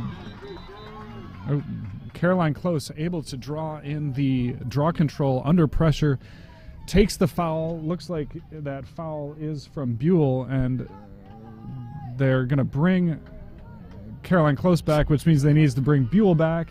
And I guess Newport Harbor is not going to complain about the time that's marching off the clock as they set this up. And the ball comes up now. Kaylee Russell able to move it into the offensive zone. Rothbard now a little one-hand shovel run. And you're going to see Rothbard and Gritzmacher drawing that defense out, beating them, and now she's got one more to beat and pulls it out.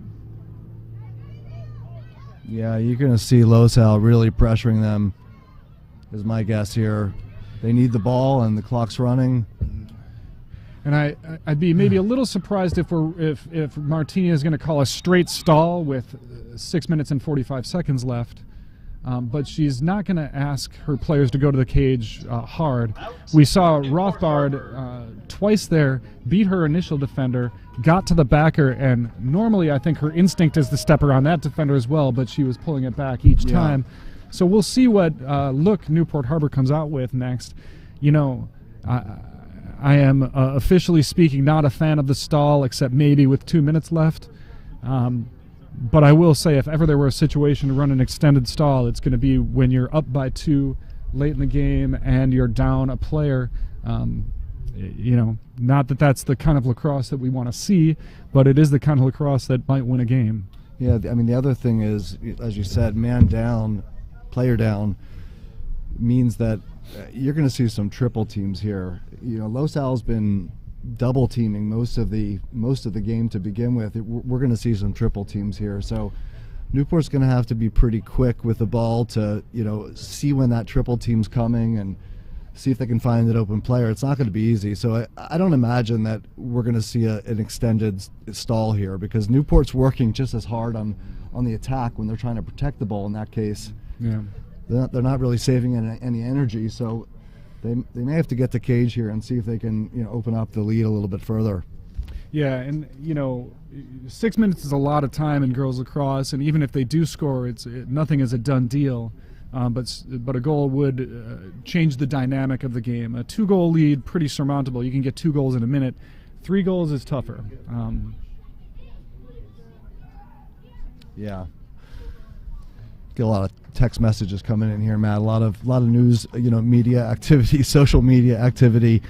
We're trying to stay focused up here. So I believe, if we haven't mentioned already, teams used both timeouts. Is that what you said? I believe both teams have used both timeouts. Certainly Newport Harbor has, because there was the one when Rothbard lost her shoe, and now this one.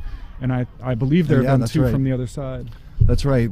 Los Al, I think, called a timeout definitely when they had an injury situation. Although what I'm looking at now is under the guest on the scoreboard, it looks like there might still be 1 timeout on the Los Al side. So they might have only called 1 so far. Yeah, that could be.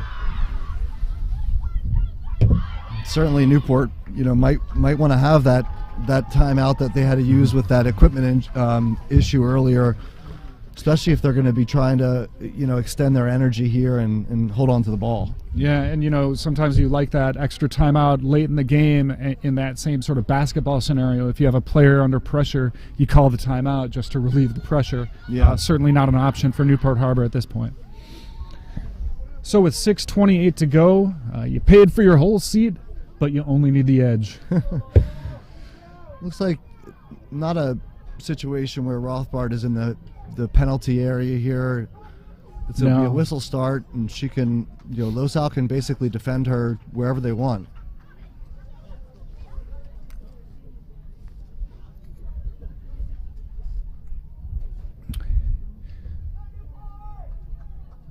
So the ball's been mostly in the stick of Rothbar and Gritzmacher. They've been looking to draw their defenders out as far away from the goal as possible and then get around them through the open space. The last couple times we've seen it happen, they have not looked to beat the backer and get to cage. They've just been content to pull it out. And now still facing a light double team, and now that other defender drops off, and Rothbard just working the single defender on the press. So it's not just that. It's Rothbard's double team, but Gritzmacher is being played basically man-to-man off ball. She's being denied the ball. And so Caroline Close comes up to fill that role. You don't want one player running with it for more than about 30 seconds. It can get pretty tiring to scramble around like that. So with Gritzmacher shut off, and doing a good job of that shut off looks like Caitlin, I think that's Caitlin Yanashiro. Yeah, Caitlin Yanashiro coming in to shut down Gritzmacher. They don't want it in her stick apparently. And now Rothbard with the ball. And the stack on the far side might need to go give them a little help so that they can get the ball out of Rothbard's stick. What I wonder, and now here it is with Close. Yeah, what I wonder if now if we see with Close with the ball, if they're going to deny Rothbard and Gritzmacher the ball. Let's see what happens here. So they're leaving Rothbard open for a second there. Ball. Oh, and it looks like a pretty nice steal there. Very nice steal. Yeah, well read, and I'm trying to get a number on that.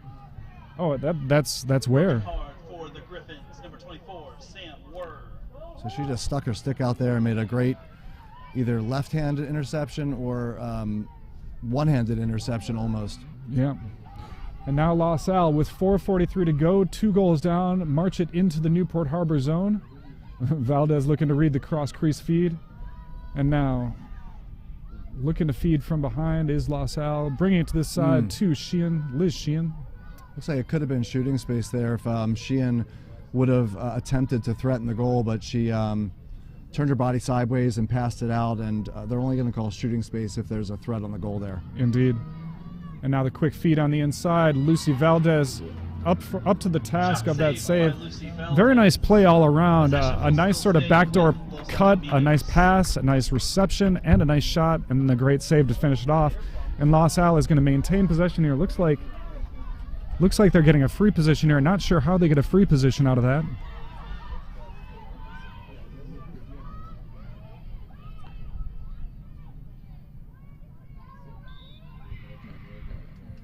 And on the check, Gritzmacher just with the quick step, able to get the step, and it was Skylar Kustich on the drive, unable to get the ball on cage under pressure from Gritzmacher. Gritzmacher picking up her goalie, Lucy Valdez. Working from the near side now, LaSalle. Moving the ball top right. Ball in the stick of Skylar Kustich. She fakes the shot. Few little pump fakes, and now Ware with the ball. Samantha Ware working against Gritzmacher. Gritzmacher gets called for the foul. A little bit of a body check on the hips, or stick check on the hips, I should say. Maybe it was a shooting space on Rath, to be honest, because they put Rath behind, even though it was Gritzmacher, right there playing her on defense. Clock must stop as the ball must be done. Okay. Without balls on the end line now, they're going to stop the play if the ball goes long. And Lucy Valdez there standing strong, covering that cage, forcing the toughest shots, and forcing LaSalle to make the best shots they can make. Feed comes in the middle into traffic. Willa Rath able to knock it down. Ball gets up into Kaylee Russell's stick, and that gets knocked out. Who wants it, Matt? Who wants it? It is definitely a battle of wills, and it looks like even LaSalle comes out with it. Caroline close on the ball, unable to come up with it. LaSalle was certainly swarming, had a few more bodies on that ball. There's Gritzmacher. Gritzmacher on a beautiful read and interception. We see Coach Brooke Martini running up the sidelines with her, and she gains the LaSalle zone, still with a 2-goal lead. Now 2:08 to go in the second half. Gritzmacher now bringing the ball behind the cage.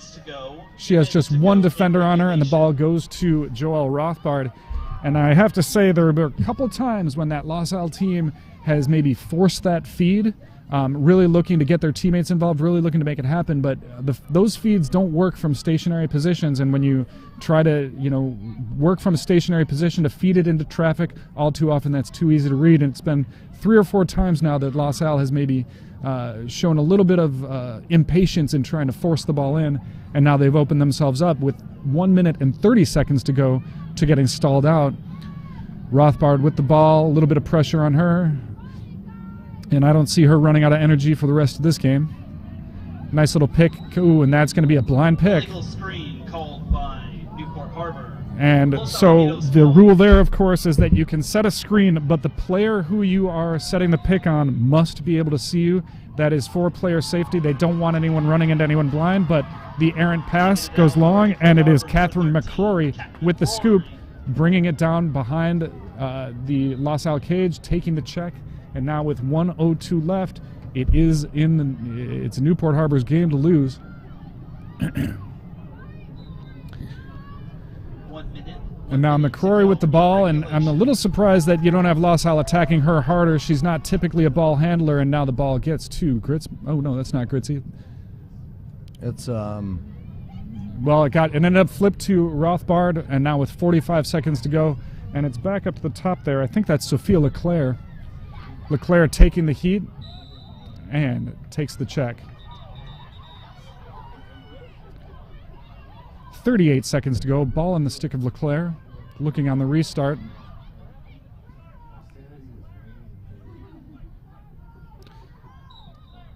Rothbard with a little bit of a limp out there.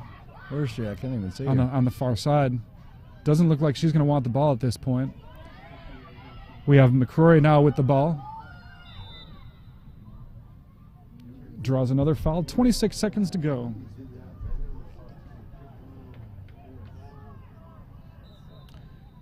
And it looks like LaSalle doesn't have a whole lot more fight in them. They got one defender on the ball, but we don't see a lot of attacking that player. No double, no triple team. And now with 15 seconds to go, McCrory dishes it off back to LeClaire. And LeClaire might be able to wind it out here. 10 seconds to go. The Newport Harbor team counts it down. And sure enough, Newport Harbor Sailors will win 13-11 over the LaSalle Griffins. Certainly an exciting game, and certainly a lot of grit and a lot of heart coming from the Newport Harbor Sailors. We see them very happy. Joelle Rothbard certainly hobbled a little bit. She's not able to run back with her team. She's walking back for the cheer. From Davidson Field, Newport Harbor Sailors 13. Any final thoughts from you, Jeff? 11. Yeah, By both teams, as this was an instant Sunset League classic by both teams. pretty incredible to be 2 men down for part of the game, 1 man down for almost the entire game, and to gut it out with a victory. So we hope Rothbard's okay out there. She's limping a little bit, but they'll be back Tuesday night against Edison. Well, and if anybody knows something like this, it's Taryn, and Taryn Rodriguez is telling us that this is going to ice a playoff berth for the Newport Harbor Sailors. So a few games left in the season before the playoffs, and Newport Harbor avenging their earlier loss to LaSalle, claiming the glory. That's right. They gutted it out. They really gutted it out tonight. And we thank you for being with us. On behalf of Jeff Rothbard, my name is Matt Armstrong, and on all of us here at Newport Harbor TarTV Lacrosse, we thank you for tuning in, and we hope you have a great night and a great weekend. Good night.